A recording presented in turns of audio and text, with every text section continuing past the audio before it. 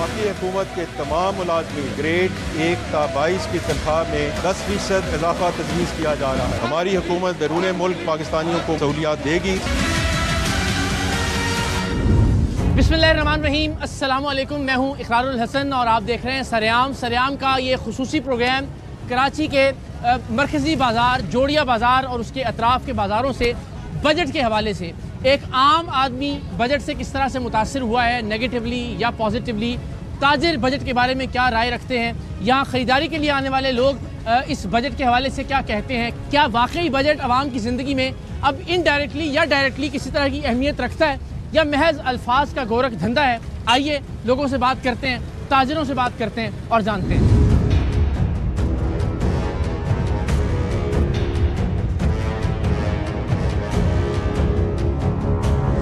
बिजली के जो मीटर्स के अंदर जो हमारे साथ घपले, जायद बिलिंग, जितनी हमारी प्रोडक्शन नहीं है इससे ज्यादा की बिलिंग, ठीक है, तमाम चीजें सामने है। ठीक है, ऐसे फॉरेंसिक ऑडिट कभी नहीं हुआ किसी कंपनी का। इसके बाद हमने अपनी मदद आपके साथ सोलर लगा लिए। सोलर आपने भी लगाने की कोशिश कर ली, मैंने भी कर ली, और कुछ ने नहीं लगाया, कुछ सोच रहे थे कि लगा लेंगे। हाँ। ठीक है। अब आप अगर कराची से बाहर निकले, मज़ाफ़ाती इलाकों में जाए तो एक सोलर की प्लेट लगा के वो दुकानदार अपना एक बल्ब और एक पंखा चला और फोन चार्ज कर रहा है बेचारा। हाँ। ये हकीकत ऐसा ही है। ये कोई अशराफिया की चीज तो नहीं है जिसपे आपने 18% टैक्स लगा दिया। इस भाई ने, इसका क्या कसूर है? इसको जॉब नहीं मिल रही या इसका जो है कोई कारोबार नहीं है, ये जिम्मेदारी किसकी है? आईने पाकिस्तान बोलता है कि उन्होंने आपकी जॉब सिक्योर करनी है, आपके रोजगार के मामला हल करने हैं, आपकी एजुकेशन और आपकी हेल्थ, ये आपकी फलाही रियासत की। अब आपने इस्लामी जमहूरिया पाकिस्तान का नाम दे दिया, ये आईने पाकिस्तान कहते हैं। आज वर्ल्ड बैंक बोल रही है कि आप 47% की पॉवर्टी लाइन से आप नीचे आ चुके हो। ये वर्ल्ड बैंक की रिपोर्ट है, मेरी आपकी रिपोर्ट नहीं है। आप 36% से 47% पे पहुंचे हो पिछले 2 साल में। इसका जवाबदेह कौन है? अच्छा, एक जो हिडन हो रही है चीज सबसे बड़ी, जो हमें लगा दिया सोलर और ई कॉमर्स पे, भाई 22 रुपए लेवी बढ़ाने जा रहे हैं आप। ये चावल, ये दाल की रेट कहाँ जाएंगे? सब्जी वाला आज आप 1 रुपए किलो भिंडी लेने वाला कोई नहीं है, इतनी आपकी फसल हो गई। गवर्नमेंट ने काश्तकार के लिए कुछ नहीं किया। इस वक्त जो काश्तकार अपनी सारी साल मेहनत करके अपना जानवर बेचने के लिए मुख्तलिफ शहरों में गया और हर जगह रिपोर्ट ये खाली वापस आया बेचारा, खाली वापस गया है। उस बेचारे का क्या कसूर था? वो अगला साल कैसे गुजारेगा? किसी को उसके ऊपर कान पे जूं तक रहेंगी। मैं आपको ये एक और चीज बताऊं जो अलार्मिंग सिचुएशन है। नॉन रेसिडेंशियल पाकिस्तानी ने हर साल कुर्बानी के लिए पैसे पाकिस्तान में भेजते हैं, इस साल नहीं भेजे। अच्छा, ये तो जानवर एनजीओ उनको भिजवाते थे। बिल्कुल। हाँ। ये जानवर कटते थे, हमारी बिरादरी में आते थे। मैं खुद बिरादरी का चेयरमैन हूँ, लेकिन इस दफा क्यों नहीं भेजे? कि वो $100 के अंदर जो उसको बकरा वहाँ पे 30,000 रुपए का मिल रहा था, बाहर आपका यहाँ 1,30,000 में नहीं मिल रहा था, वहाँ यहाँ 1,30,000 में नहीं मिल रहा था। आपने महंगाई इतनी कर दी, ये फॉरेन एक्सचेंज से आप पीछे हट गए। बिल्कुल ठीक है। अच्छा, अब आप ये बताएं कि आप करना क्या चाह रहे हैं? आपने कोई सेक्टर ऐसा नहीं छोड़ा, आपने FBR को पावर दे दिया। देखें, कराची इलेक्ट्रिक आपके बिलों में चोरी कर रहा है, सबको पता है। तांबा चोरी किया, किसी ने इसको नहीं पकड़ा, लेकिन FBR का महकमा मुझे जहाँ पे आके हथकड़ी लगा के ले जाएगा और बोलेगा कि मैं इससे क्या होगा आपके ख्याल में? ये कोई वाकईतन टैक्स कलेक्शन में इससे मदद मिलेगी या चोर बाजारी का रास्ता खुलेगा? देखिए, चोर बाजारी नहीं, जो बंदा टैक्स, अब यहाँ पे जो रही से कसर रह गई है ना, उसकी भी आप इज्जत मजरूर करेंगे। आप अगर हमें थोड़ा सा वक्त और दें, मैं चाह रहा हूँ जरा कुछ आम लोगों से बात करके ना, फिर जरा तकनीकी गुफ्तगू मजीद आपसे करते हैं। अस्सलाम वालेकुम, क्या हाल है आपका? क्या काम करते हैं आप? हलवापुरी का काम करते हैं। हलवापुरी का काम करते हैं। अच्छा, तो अभी आपका कुछ ध्यान व्यान होता है? बजट आ रहा है, नहीं आ रहा है, इससे कोई फर्क पड़ता है आपको?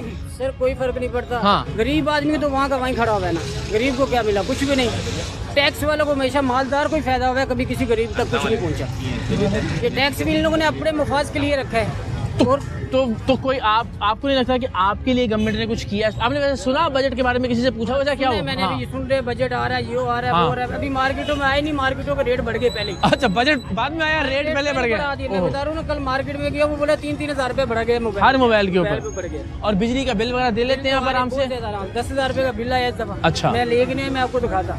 10,000 बहुत है बिल आपके लिए? इसका बिल है नॉर्मल घर का। अल्लाह नहीं, 10,000 15,000 रुपए कराया है। समझ लो 35-36 हजार रुपए ये निकालता हूँ मैं, 1,500 रुपए दिहाड़ी लेता हूँ। ओहो, तो मैं ये पूछूं गवर्नमेंट से कहाँ से पूरा करूँगा? तो फिर कैसे गुजारा होता है? अल्लाह ताला की ज़ात करने वाले, अल्लाह करने वाले, डबल शिफ्टिंग करके अपना काम करके अपना घर का निजाम चला। अल्लाह आसानी करे आपके लिए। से मैं कोई उम्मीद नहीं। चलें, अल्लाह अस्सलाम वालेकुम, कैसे मिजाज है? ठीक है, खैरियत से हैं? देखें, एक ज़माना था जब हम सारे बचपन, मुझे याद है, अपने वालिदैन के साथ बैठ के बजट का इंतज़ार किया करते थे। बजट देखा करते थे, सुना करते थे, समझा करते थे कि जनाब ये चीज़ सस्ती हो गई है, ये महंगी हो गई है। अब तो मुझे लगता है कि अवाम ने तवक्को और उम्मीद ही छोड़ दी है हुक्मरानों से कि उनके लिए कुछ अच्छा किया जाएगा।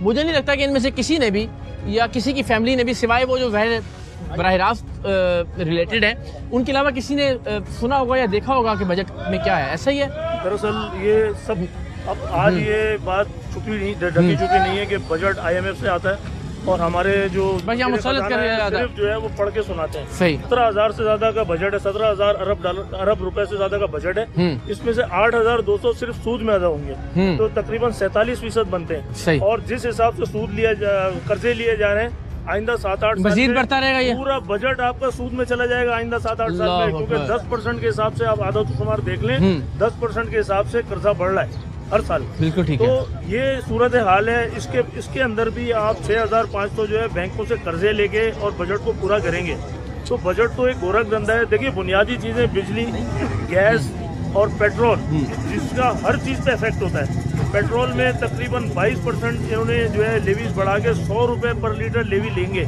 इसमें कार्बन टैक्स भी शामिल है, 100 रुपए। 10% कल आज जो है ईरान पे हमला हुआ है, 10% पेट्रोल के प्राइस बढ़ गए। वैसे ही जाहिर ओवरऑल प्रॉब्लम होगा। अगर आप इसको भी कैलकुलेट कर लेंगे तो तकरीबन 50 रुपए पर लीटर पेट्रोल में इजाफा हो जाएगा। इसके अलावा फिर इलेक्ट्रिक के ऊपर एक नई बात आपने सुनी होगी इस बजट में, जो कभी नहीं हुआ। नेपरा के पास गवर्नमेंट दरखास्त लेके गई है कि नेपरा जो है वो इजाजत दे, कानून साजी करें और एक नया टैक्स लगाएं कि बिजली के बिलों पे।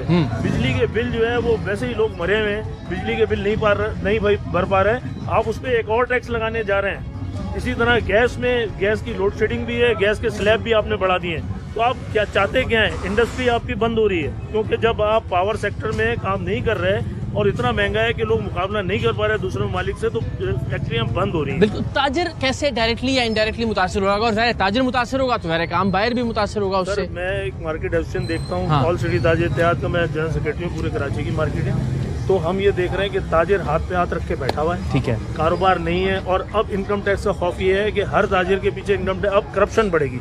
इनकम टैक्स से लोग आएंगे और वो कहेंगे जी 2 पैसा वरना हथकड़ी लगाते हैं, आपकी दुकान सील करते हैं। हाँ। एक नया करप्शन का दरवाजा खोला है आपने। वही चोर बाजारी का एक नया बाजार जो है ना, टैक्स हरगिज नहीं बढ़ेगा। हमने बेशुमार सैकड़ों लोग टैक्स नेट में, इनकम टैक्स के अफसरान की तिजोरियां भरेंगी। इसका मतलब तिजोरियां भरेंगी, अभी भी भर रही हैं और ज्यादा भरेंगी। अब हमारे सर पे एक तलवार लटका दी है, ताजिर कारोबार करे या इन टैक्स। देखिए हमारे पास लोकल टैक्सेस के कई लोग आते हैं, वो पहला मुतालबा उनका ये होता है, जो तमाम इदारों को हमने बताया कि वो बोलते हैं हमें क्या दोगे, टैक्स ना भरो। बिल्कुल ठीक है। आप हमें हर दुकान से पैसे दिलवा दो।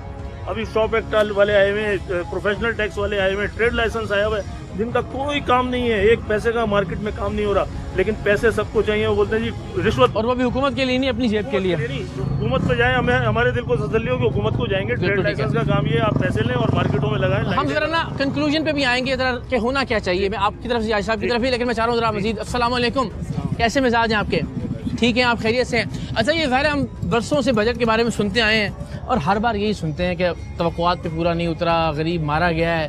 तो ये किसी दौर में ठीक बजट भी आया आपके ख्याल में? देखें, बजट तो ये जो ना एक डिमी है। हाँ। इन लोगों ने अपने जो रिसोर्सेज हैं उसको बढ़ाना है। हाँ। अपनी अयाशियों को बढ़ाना, बजट और कुछ भी नहीं है। सही। बजट नाम है कि जो बजट देने वाला है ना, जो इनडायरेक्टली ये सारे के सारे इनडायरेक्टली टैक्स देते हैं। बिल्कुल ठीक। हाँ। सारी दुनिया में सबसे ज्यादा टैक्सेस हम देते हैं इनडायरेक्टली। ऊपर से डायरेक्ट टैक्स वाले पे भी है और डायरेक्ट टैक्स वालों को भी बदमाशी है। अच्छा, उनकी बदमाशी है। सही। और इनडायरेक्ट तो आपने ले लिया, एक फैक्ट्री से कोई चीज निकली, कॉलगेट निकला, कोई भी चीज नहीं, उस पर टैक्स ले लिया, सेल टैक्स भी ले लिया। आप अंदाजा करिए कितना टैक्स लेने के बाद में फिर दुकानदारों को फिर टैक्स है।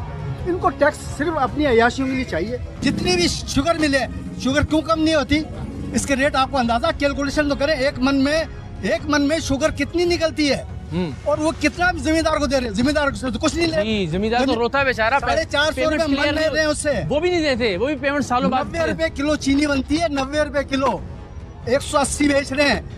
इनको कौन पकड़ेगा? जबकि हुक्मरान है ये बदबख्त, इस सारे सीटों में बैठे, इनको कौन पकड़ेगा आगे? पब्लिक जो है ना मरी जा रही है और मरी जा रही है, एक दिन जो है खत्म हो जाएगा। ये चाह रहे इस मुल्क को तबाह करने, नहीं ये माफिया है। ये जितने भी बैठे हैं ना, चोर माफिया बैठी है, ऊपर से लेके नीचे तक। सिंध का पूरा बजट खा जाते, एक ठेला नहीं लगाते इस जोड़िया बाजार में, जिसमें चलने की जगह नहीं होती। आप इतनी देर से खड़े हैं इस बाजार में। पहले आपको 5 साल 10 साल पहले आए, यहाँ से गुजरना मुश्किल होता था। अब आप गाड़ी लाएं, अपना सौदा ले और चले जाएं। ये हालत मेन बाजार की कर दी, जिससे आप टैक्सेस कलेक्ट करते हो। आप इस मुल्क का क्या बेड़ा गर्क करेंगे इससे ज्यादा? आपने तो जो था डुबो दिया सारा का सारा। अब किस बात की तवक्को रखें हम? इनसे तवक्को तो नहीं है इनको। क्या किया आप गंदम देखें, हाँ। एक जमींदार को 39,3900 रुपए मन इनकी सरकारी रेट रखे हुए थे। इन्होंने उससे क्या किया कि उसको बारदाना नहीं दिया, उससे गंदम नहीं खरीदी।